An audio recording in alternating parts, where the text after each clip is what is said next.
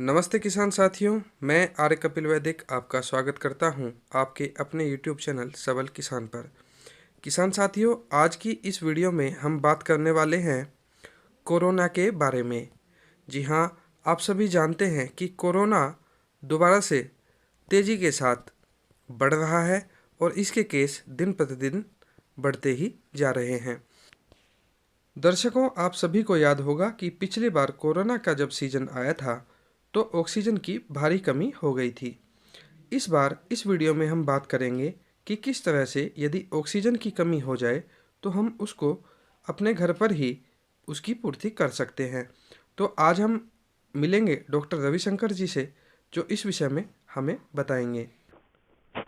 Doctor साहब, आपको सादर नमस्ते। डॉक्टर साहब, आज का जो हमारा प्रश्न है आपसे, जो किसान की स्वास्थ्य संबंधी सलाह हम आपसे लेने आए हैं, हम यह जानना चाहते हैं कि यदि किसी कारण से कोरोना या किसी भी कारण से यदि बॉडी में ऑक्सीजन लेवल कम हो जाए, जैसे कि पिछली बार भी देखा गया था कि ऑक्सीजन की भारी किल्लत हो गई थी, तो यदि ऑक्सीजन की कमी हो जाए तो उसको एक किसान अपने ग्रामीण परिवेश में रहते हुए किस तरह से ऑक्सीजन की पूर्ति कर सकता है, यानी कि उसको बाहर धक्के ना खाने पड़े और वो हॉस्पिटलों के चक्कर लगाने से बच जाए।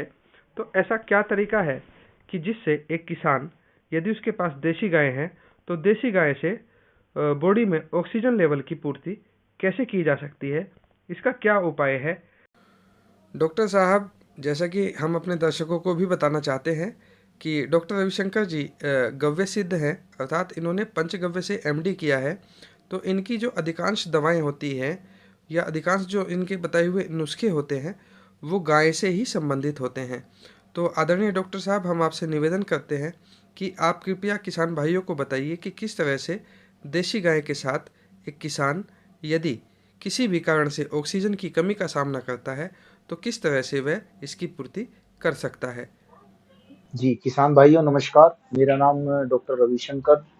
कोरोना काल में जो ऑक्सीजन की कमी हो जाती है शरीर में, कि ऑक्सीजन कमी हो गई, बुखार में एक वीकनेस आ जाती है, ऑक्सीजन की कमी आ जाती है, पल्स रेट गिरने लगता है, तो उसमें सबसे अच्छी दवाई ये है कि हम गाय का गोबर लें। उसको गोबर को जब गोबर करें तो उसको हाथों में ले लें, देसी गाय के गोबर को, और उसको सुखा दें पतला करके, और उसको जला लें, उसकी राख बना लें। उस गोबर का जब एक गोसा भी बोलते हैं, उपला भी बोलते हैं हमारे, जब वो उपला जल जाए उसको, तो उस वो एक ऑक्सीजन का बहुत अच्छा स्रोत होता है।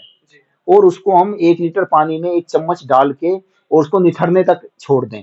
यानी कि जो राख है उसको 1 गिलास पानी में 1 चम्मच। हाँ, 1 चम्मच डाल दें, और जब वो निथर जाए तो उसको छान के या उसको पिएँ।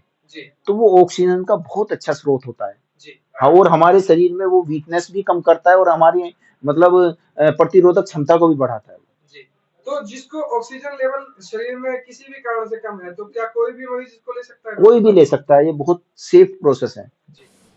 तो दर्शकों, आपने देखा कि किस तरह डॉक्टर साहब ने कितने आसान तरीके से ये आपको बताया है कि किस तरह से आप अपने घर पे ही अपनी देसी गाय के द्वारा ऑक्सीजन की पूर्ति कर सकते हैं उसके प्रोडक्ट के द्वारा।